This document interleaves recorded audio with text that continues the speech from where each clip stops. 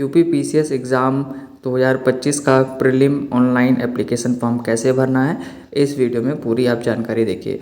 तो बने रहिए इस वीडियो में और स्टेप बाय स्टेप कैसे भरना है फॉर्म को, और वो भी आप देखिए। और इसमें क्वालिफ़िकेशन कैसे सेलेक्ट करनी है, ये सबसे इम्पोर्टेंट है, ठीक है। तो वो इस वीडियो में आप बने रहिए और अंत तक देखिए, आपको सारे सवालों के जवाब मिल जाएंगे। और किसी भी तरह की क्वेरी हो तो कमेंट में ज़रूर कमेंट करिएगा। चलिए स्टार्ट करते हैं वीडियो को। सबसे पहले आपको ऑफिशियल वेबसाइट पर आ जाना है यूपी पीएससी की, ठीक है। तो इस तरीके का आपको कुछ इंटरफेस देखने को मिलेगा। जैसे ही आप यहाँ पर स्क्रॉल करेंगे तो सबसे पहले आपको यूपी पीसीएस एग्ज़ाम 2025 का ही नोटिफिकेशन देखने को मिलेगा। आप इसको साइड से स्क्रॉल करिए तो यहाँ पर आपको कुछ इस तरीके से इंटरफेस देखने को मिलेगा। तो यहाँ अप्लाई पे आपको क्लिक कर देना है। जैसे ही आप अप्लाई पे क्लिक करते हैं तो एक नया इंटरफेस इस तरीके से आ जाता है, ठीक है। तो यहाँ यूपी पीसीएस एग्ज़ाम के बारे में अप्लाई के बारे में दिया गया। अब यहाँ पर आपको क्या करना है, ऑथेंटिकेट विद ओटीआर कर देना है। जैसे ही क्लिक करेंगे तो फिर एक नया इंटरफेस खुलेगा आपका, ठीक है, इस तरीके का, ठीक है। तो यहाँ पर आप देख रहे हैं एडवर्टाइजमेंट डिटेल दी गई है। यहाँ पर आपको फिर से ऑथेंटिकेट विद ओटीआर सर्वर करना पड़ेगा। तो जैसे आप इस पर क्लिक करते हैं तो एक इस तरीके का इंटरफेस यहाँ पर पूछा जा रहा है कि आपने ओटीआर कंप्लीट कर लिया है, तो आपको यस कर देना है। यहाँ पर जैसे यस करते हैं तो आपको ओटीआर नीचे देखेंगे, स्क्रॉल करेंगे तो यहाँ पर आपको ओटीआर नंबर भरना पड़ेगा। तो यहाँ पर आप जैसे ही ओटीआर नंबर एंटर करते हैं और प्रोसीड पे क्लिक करते हैं तो नया इंटरफेस आपको देखने को मिलेगा यहाँ पर। तो अगला इंटरफेस आपका कुछ इस तरीके से दिखेगा। यहाँ पर आपकी डिटेल दिखेगी, personal detail, father mother name, और यहाँ पर जो भी होम डिस्ट्रिक्ट वगैरह है, कैटेगरी, ठीक है। अब यहाँ पर ऑप्शन दिख रहे हैं क्लिक हेयर टू ऑथेंटिकेट। तो जैसे ही आप यहाँ पर क्लिक हेयर टू ऑथेंटिकेट करेंगे तो आपको ओटीआर प्रोसेस कंप्लीट करना पड़ेगा। अब यहाँ पर आप अपना पासवर्ड डालेंगे और प्रोसीड पे क्लिक करेंगे तो आपको कुछ इस तरीके का इंटरफेस देखने को मिलेगा। यहाँ पर आपको यहाँ पर फिर से प्रोसीड करना है, तो प्रोसीड जब करेंगे नया इंटरफेस खुलेगा। अब यहाँ पर आपकी सारी डिटेल्स शो करेगी। अब यहाँ पर आपको क्या करना है, अब यहाँ पर आपसे पूछा जा रहा है कि आप पीसीएस एग्ज़ाम 2025 के लिए अप्लाई करना चाहते हैं, ACF RFO एग्ज़ाम 2025 या बोथ। तो यहाँ पर आपको अगर दोनों के लिए अप्लाई करना चाहते हैं तो यहाँ बोथ पर आपको टिक करके आगे बढ़ना है। जैसे ही बोथ को आगे टिक करते हैं तो इस तरह का आपको इंटरफेस मिलता है। तो आपको यहाँ पर अगर आपने बैचलर डिग्री कंप्लीट कर ली तो आपको यहाँ पर यस करना है और कैप्चा कोड डाल के यहाँ पर प्रोसीड पर क्लिक कर देना है। जैसे ही आप प्रोसीड पर क्लिक करेंगे तो आप अपने डैशबोर्ड पर आ जाएंगे, जैसे कि आप देख रहे हैं। अब यहाँ पर आपने पार्ट 1 कंप्लीट कर लिया है, ठीक है। अब यहाँ पर आपको पार्ट 2 कंप्लीट करना है। तो अब हम यहाँ पर क्लिक करेंगे। जैसे ही हम यहाँ पर क्लिक करेंगे तो हमको हमारे मेन पेज पर ले आएगा, ठीक है। जैसे ही हमने वहाँ पर क्लिक किया तो ये हमारी सारी डिटेल्स शो करने लगी है। ये डिटेल हमारी ओटीआर की होती है, ठीक है। तो जो आपका ओटीआर भरा है तो आपको यहाँ स्क्रॉल करके नीचे आइए। अब यहाँ पर आपसे पूछा जा रहा है कि आपके पास बैचलर डिग्री है, तो आपको बिल्कुल यस करना है यहाँ पर, ठीक है। तो मैंने यहाँ पर फिल कर लिया है, ठीक है। तो आपको बैचलर डिग्री आपको यहाँ पर यस कर देना है, ठीक है। और यहाँ पर नीचे प्रेफरेंशियल क्वालिफिकेशन है, ठीक है। तो यहाँ पर मैंने सब में नो किया है, ठीक है। क्यों किया है मैं आपको इसको डिटेल में बताता हूँ। जैसे कि आप स्क्रीन पर देख रहे हैं मैंने फिल कर लिया है। तो अगर आप सबसे पहले आपको पूछा जा रहा है कि पब्लिक एडमिनिस्ट्रेशन में कोई डिग्री या डिप्लोमा है तो आप वहाँ यस कर सकते हैं। मेरे पास नहीं है तो मैंने नहीं कर दिया है, ठीक है। और यहाँ पर अगला आपको ऑप्शन दिया गया है सहायक शोध अधिकारी के मामले में रसायन विज्ञान में कोई आपके पास PhD कर ली है, इस तरीके की कोई डिग्री है तो आप यस कर सकते हैं। मैंने तो नो किया है, ठीक है। क्या आपने कोई टेरिटोरियल आर्मी में मिनिमम पीरियड के लिए सर्व किया है 2 साल के लिए, तो जिसने किया हो यस कर दे। मैंने नहीं किया है, नहीं कर दिया है। अगर आपके पास NCC का B सर्टिफिकेट है तो यस करिए, वरना नो कर दीजिए, ठीक है। अगर आपने कभी भी स्टेट लेवल पर, ठीक है, कोई गेम खेला है तो यस करिए, वरना नो कर दीजिए। अब यहाँ पर आपको आगे बढ़ना है। चलिए मेन काम आपका यहाँ पर है। ग्रेजुएशन किया है तो आपको यहाँ पर यस करना है। साइड में आपको पोस्ट ग्रेजुएशन किया है तो आप यस कर सकते हैं। मैंने नहीं किया है तो मैंने नो कर दिया है। अब यहाँ पर आप देख पा रहे हैं ग्रेजुएशन के आपको सब्जेक्ट भरने हैं, तो वो मैं यहाँ पर अपने डिग्री के हिसाब से सब्जेक्ट को फिल कर रहा हूँ। फिजिक्स, केमिस्ट्री और मैथ, ठीक है, भर के इसको मैं फिल कर लेता हूँ, ठीक है। तो यहाँ अगर आपने पोस्ट ग्रेजुएशन किया तो आप यस कर सकते हैं, ठीक है। मैंने नहीं किया है तो आप नहीं कर सकते हैं। यहाँ पर मैंने अपने ग्रेजुएशन की डिटेल को भर दिया है। अब स्क्रॉल करते हैं आगे के लिए। ये सेक्शन भी आपके लिए काफ़ी महत्वपूर्ण हो जाता है, क्योंकि यहाँ पर आपको अदर एसेंशियल क्वालिफिकेशन पूछी गई हैं कुछ स्पेसिफिक पोस्ट के लिए। तो अगर यहाँ पर डिस्ट्रिक्ट एडमिनिस्ट्रेटिव ऑफिसर के लिए अगर आपके पास कोई पोस्ट ग्रेजुएट डिग्री है तो आप यहाँ पर यस करिए, वरना आप यहाँ पर नो करना है, ठीक है। तो आपको अगर आपके पास पोस्ट ग्रेजुएट डिग्री है तो अगर आप पहले वाले में आप यस कर सकते हैं, ठीक है। और लेबर इन्फोर्समेंट ऑफिसर के लिए आपके पास यहाँ पर पूछा गया है अर्थशास्त्र, समाजशास्त्र, वाणिज्य के साथ स्नातक उपाधि तथा विधि, श्रम संबंध, श्रम कल्याण, श्रम विधि, वाणिज्य, समाजशास्त्र और समाज कार्य, समाज कल्याण, व्यापार प्रबंधन, कार्मिक प्रबंधन में पोस्ट ग्रेजुएशन डिप्लोमा या परास्नातक कोई उपाधि है तो आप यहाँ पर यस कर सकते हैं। तो मेरे पास इन दोनों में से कोई डिग्री नहीं है तो मैं यहाँ पर दोनों में नो करूँगा। चलिए अब स्क्रॉल करके नीचे आते हैं। यहाँ पर अगली जो पोस्ट है फूड सेफ्टी ऑफिसर के लिए है। तो यहाँ पर bachelor degree in food technology में मांगी गई है और डेयरी में। तो यहाँ पर बायोटेक जिन्होंने किया है, बायोटेक्नोलॉजी, एग्रीकल्चरल साइंस और वेटरनरी साइंस, तो वो यहाँ पर अपनी डिग्रियाँ देख सकते हैं। अगर आपने किया है इनमें से कोई डिग्री तो यस कर सकते हैं, मैंने नहीं की तो यहाँ पर मैंने नो कर दिया क्योंकि स्पेसिफिक डिग्रियाँ हैं, ठीक है। तो इसमें कोई ज़रूरत नहीं है, आपने अगर नहीं किया है तो इसमें नो करके आगे बढ़ जाइए, ठीक है। चलिए अगली पोस्ट है असिस्टेंट डायरेक्टर की, ठीक है, जो कि आपका डिस्ट्रिक्ट ऑडिट ऑफिसर होता है, ठीक है। तो इसमें आपको बैचलर डिग्री कॉमर्स में मांगी गई है, ठीक है।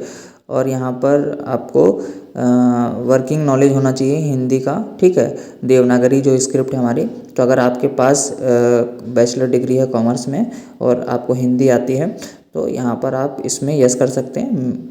तो मेरे पास बैचलर डिग्री कॉमर्स में नहीं है तो मैं यहाँ पर नो करके आगे बढ़ूँगा। चलिए अगली पोस्ट देखते हैं। तो यहाँ पर अगली पोस्ट है पोस्ट नंबर 5 सब रजिस्ट्रार की, जिसमें आपको लॉ ग्रेजुएट मांगा गया है और वर्किंग नॉलेज होना चाहिए हिंदी का, ठीक है, जो कि देवनागरी से स्क्रिप्ट है। अगर आपके पास लॉ की डिग्री है तो आप यहाँ पर यस कर सकते हैं, मेरे पास नहीं है तो मैं यहाँ पर नो कर रहा हूँ। ये आपकी स्पेसिफिक डिग्रियाँ हैं तो स्पेसिफिक पोस्ट के लिए, ठीक है।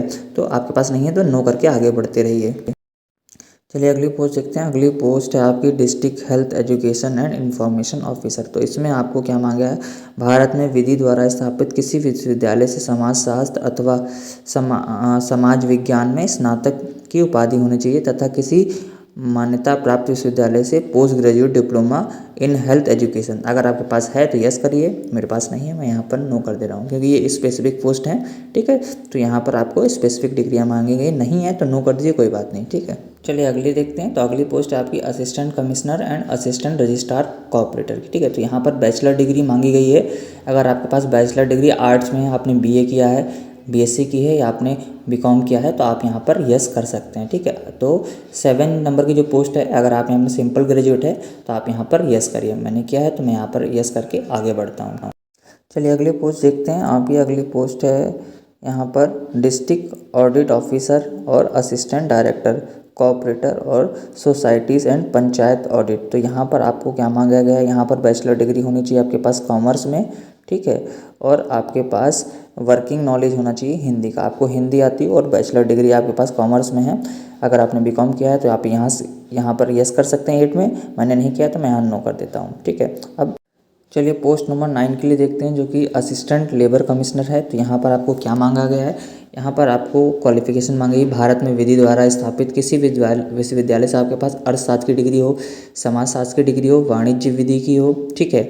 आपके पास श्रम संबंधित हो या श्रम कल्याण संबंधित या श्रम विधि, समाजशास्त्र, वाणिज्य, समाज कार्य कल्याण, ठीक है, या व्यापार प्रबंधन, कार्मिक प्रबंधन में परास्नातक की उपाधि की अर्हता इसमें ली गई। अगर आपके पास इनमें पोस्ट ग्रेजुएशन आपने की हुई है, ठीक है, इन डिग्रियों में, तो आप यहाँ यस करिए। मैंने नहीं किया तो मैंने नो कर दिया यहाँ पर। चलिए अगली देखते हैं।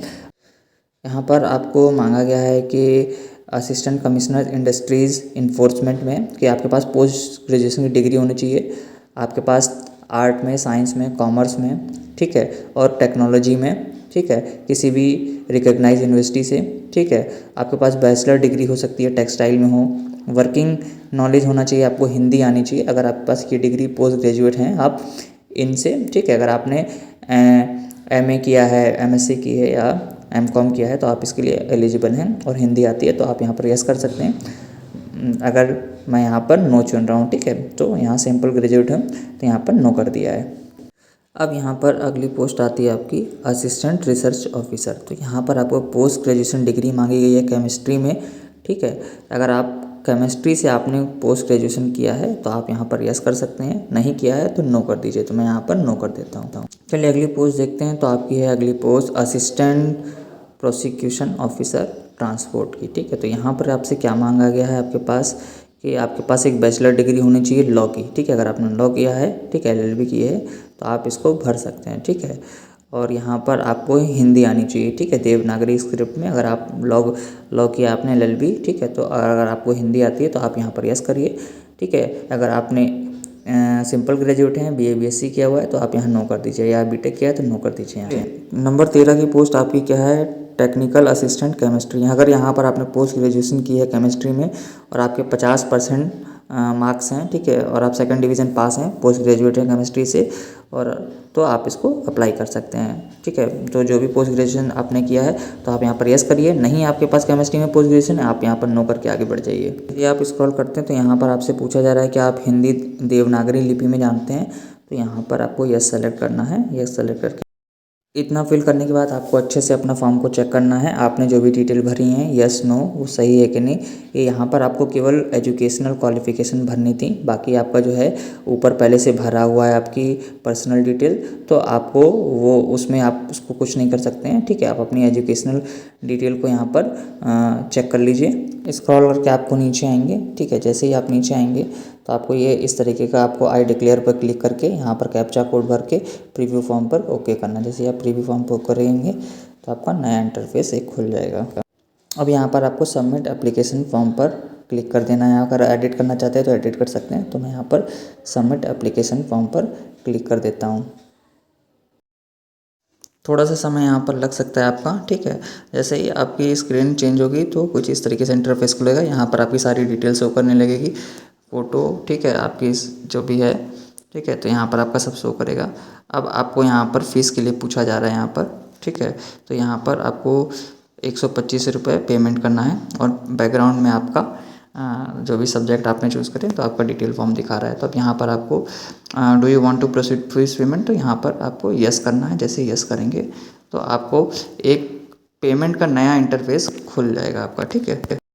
अब यहाँ पर आपको स्क्रॉल करना है, आपको जिस तरीके से पेमेंट करना है, नेट बैंकिंग में अदर डेबिट कार्ड है, SBI का है, तो मैं यहाँ पर अदर बैंक डेबिट कार्ड पे क्लिक करके यहाँ पर मैं अपनी बैंक डिटेल भर के यहाँ पर मैं पेमेंट कर रहा हूँ, ठीक है। तो यहाँ पर आप देख सकते हैं 125 रुपये आपको पेमेंट करना है, ठीक है। तो यहाँ मेरी डिटेल दिख रही है, मैं यहाँ कन्फर्म पे क्लिक करता हूँ, ठीक है। तो यहाँ पर जैसे कन्फर्म पे क्लिक करता हूँ तो यहाँ पर एक नया इंटरफेस खुल जाता है आपका।